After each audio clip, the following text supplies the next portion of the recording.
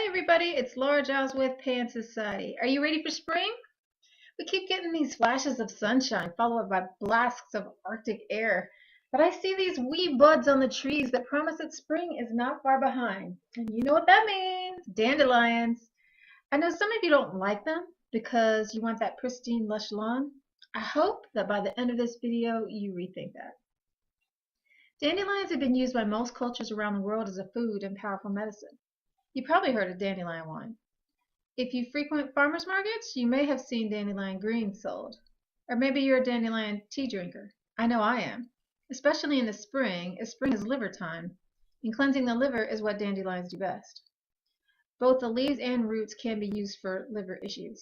Tea is also good for a general detox of the kidneys because it's a diuretic.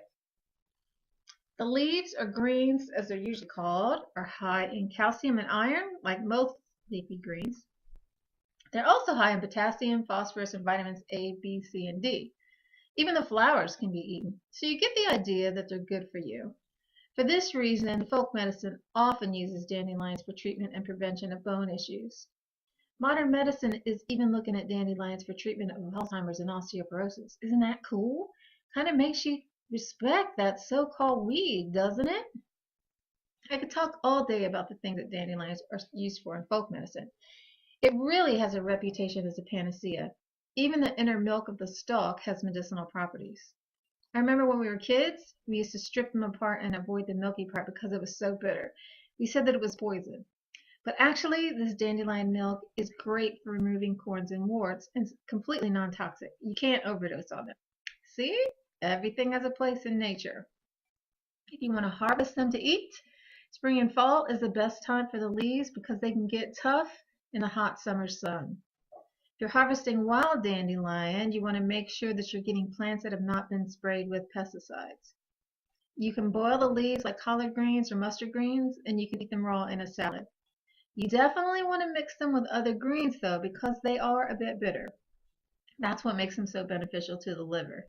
The liver likes bitter things. Eating dandelion greens before the rest of your meal will stimulate the appetite and is good for digestion and elimination too. Makes you just want to go out and get some, doesn't it? You want flowers? The best time to harvest them is in the summer, just before they go to seed. Of course, it's good to let some go to seed so that you'll have more for the next year. If you want to eat them, flowers can be sauteed in butter. The roots are the most often used part for medicines and decoctions and tinctures, but you can also use the leaves in teas, infusions, syrups, and mouth rinses. I'm sure you all have stories about dandelions, don't you?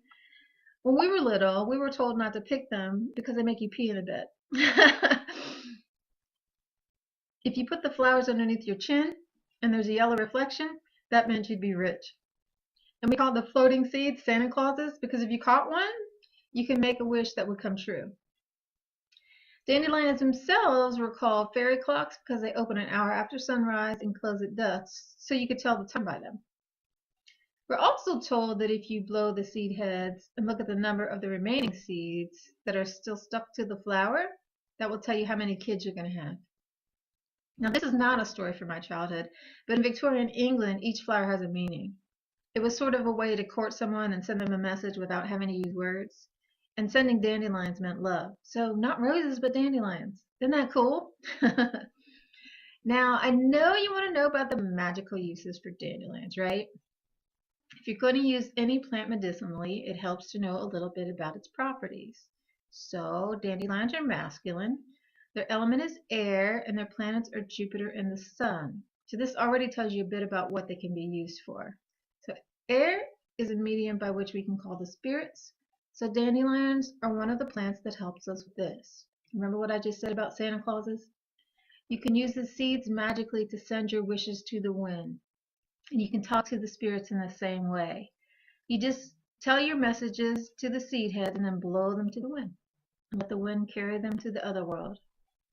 Another magical property of dandelions is that of adaptation because dandelions can grow just about anywhere. So when you need to be flexible, call on a dandelion. The dandelion has the powers of transformation. It can make hard soil habitable for worms who turn it into rich soil so that other things can live there. So it absolutely makes no sense that we spray them now, does it? It's crazy. They're also used in divination. Dandelion tea is said to help with psychic visions.